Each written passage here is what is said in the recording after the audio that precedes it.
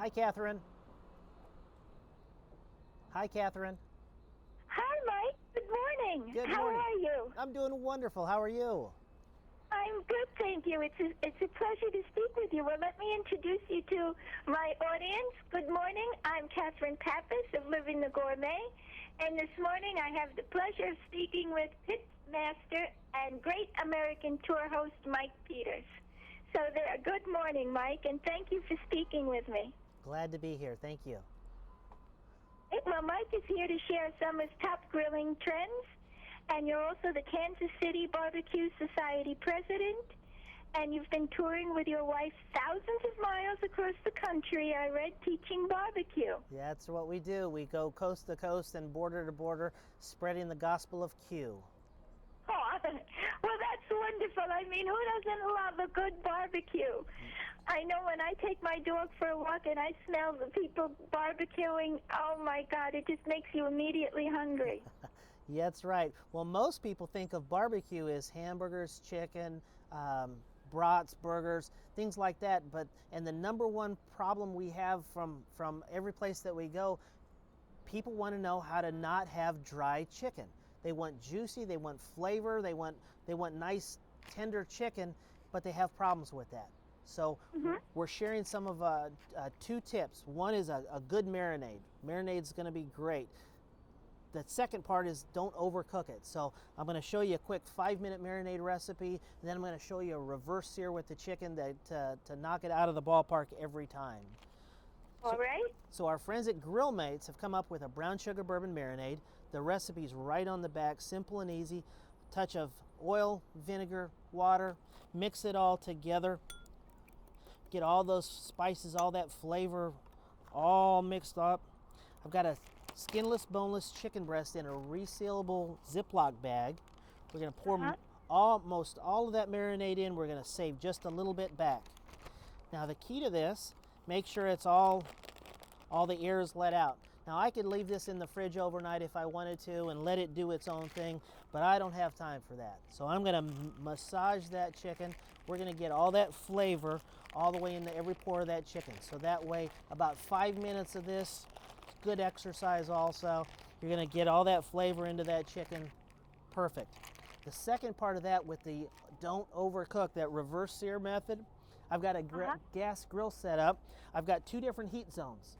One's hot and one's not. The not is where I put my chicken. Let it cook on its own, indirect heat. The heat's on one side, 275 degrees, about 20 to 25 minutes. You see my chicken's been cooking. It's got some beautiful color on it. That's that wonderful marinade. To finish off this reverse sear, I'm going to turn my grill up to high. Turn it all the way up, 350, 400 degrees, that's fine, and baste it one more time with the marinade that I had left over and move it over to the hot side. It's going to get some beautiful grill marks that should come out just like that. Beautiful grill marks on my chicken breast. If I did it right, I should have a nice, flavorful, juicy piece of meat.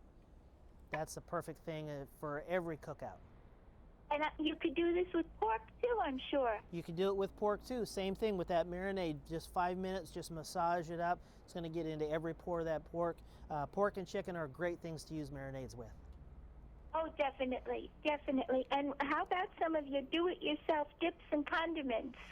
Great question, or great thing to bring up, because everybody loves ketchup, lettuce, and or ketchup and mustard and mayonnaise. We're going to spice it up a little bit.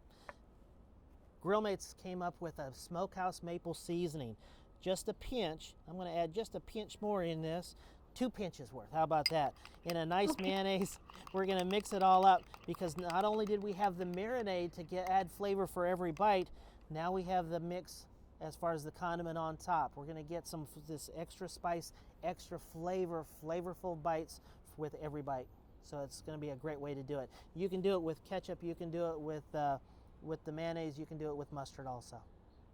And I'm sure that you could add those to your party salads to go with the grill. That's a great idea. Macaroni, potato, whichever, and that would be a great addition to those salads, the do-it-yourself dips and condiments. Definitely, and everybody likes vegetables on the grill.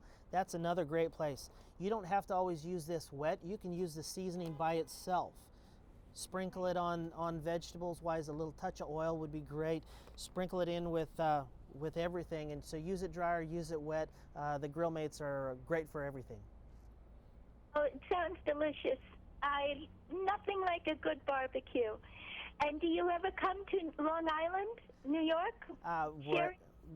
We're actually going to be in Brooklyn here in a couple weeks for the Northside Barbecue Fest. Our Northside Music Festival, I believe, is in Brooklyn. I think it's like 2 or 3 weeks away. Well, if you ever come to Long Island, I'd love for you to visit and fire up the grill here in Amityville. If you've got a parking spot for my 40-foot trailer, we'd love to be there. Oh, I'll make room for it. Well, thank you so much. These are great grilling tips. You bet.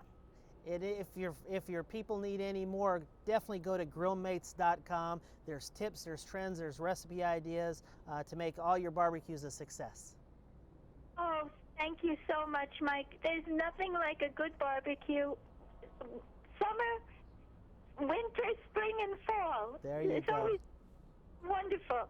Thank you for visiting with Living the Gourmet, and I will look forward to speaking with you again. Sounds great. Thank you, Catherine.